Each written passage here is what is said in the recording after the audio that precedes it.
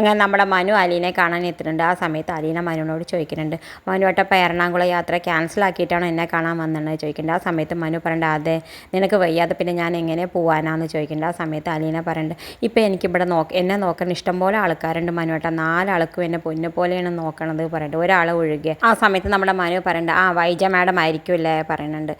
അലീന പറയണ്ട, അതെ, അത് പോട്ടെ, ചില മനുഷ്യങ്ങൾ അങ്ങനെ തന്നെയാണ്. ചില കാട്ടുമൃഗങ്ങൾ കണ്ടിട്ടില്ലേ, എത്ര നമ്മൾ നോക്കിയാലും അത് മനുഷ്യന്മാരോട് ഇണങ്ങില്ല, അതേപോലെ ഉണ്ട് ചില മനുഷ്യന്മാരും, അതുകൊണ്ട് ആ കണക്കിൽ കൂട്ടിയാൽ മതി എന്ന് പറഞ്ഞിട്ട് വിടുന്നുണ്ട്. എന്തായാലും നമ്മളെ രോഹിത് ആണെങ്കിൽ ചായയും കൊണ്ടൊക്കെ വരുന്നുണ്ട് നമ്മുടെ മനുവിന്. പിന്നെ കാണിക്കേണ്ടത് നമ്മുടെ അലീനയോട് മനു യാത്ര പറഞ്ഞ് പോണ സമയത്ത് നമ്മുടെ മനുവിനോട് അലീന പറയുന്നുണ്ട്, മനുവേട്ടൻ വന്ന് പോകുന്നത് എനിക്ക് എന്താണെന്നറിയില്ല, വല്ലാത്ത മനസ്സിന് സന്തോഷമാണ്, മനുവേട്ടൻ എപ്പോഴും എൻ്റെ കൂടെ ഇരിക്കണമെന്നാണ് എനിക്ക് ഏറ്റവും സന്തോഷം എന്നൊക്കെ പറയുന്നത്. എന്തായാലും മനു തിരിച്ച് പോകുന്നുണ്ട്.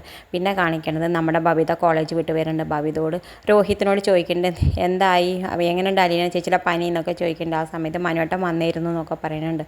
മനുവേട്ടൻ വന്നാൽ പിന്നെ അലീന ചേച്ചിയുടെ പനി വേഗം മാറിക്കോളും മനുവേട്ടനെ കണ്ടാന്നൊക്കെ പറയുന്നുണ്ട്. എന്തായാലും ഞാൻ പോയി നോക്കട്ടെ എന്ന് പറയുന്നുണ്ട്. ഉള്ളിൽ പോയിട്ട് നമ്മുടെ ബബിത ആണെങ്കിൽ നേരെ നമ്മുടെ വെള്ളം കൊണ്ട് നമ്മുടെ അലീനെ തുളപ്പിച്ചൊക്കെ കൊടുക്കുന്നുണ്ട്. ഒക്കെ വൃത്തിയാക്കിയിട്ട് ബിസ്ക്കറ്റൊക്കെ വായ കൊടുക്കുന്നുണ്ട്.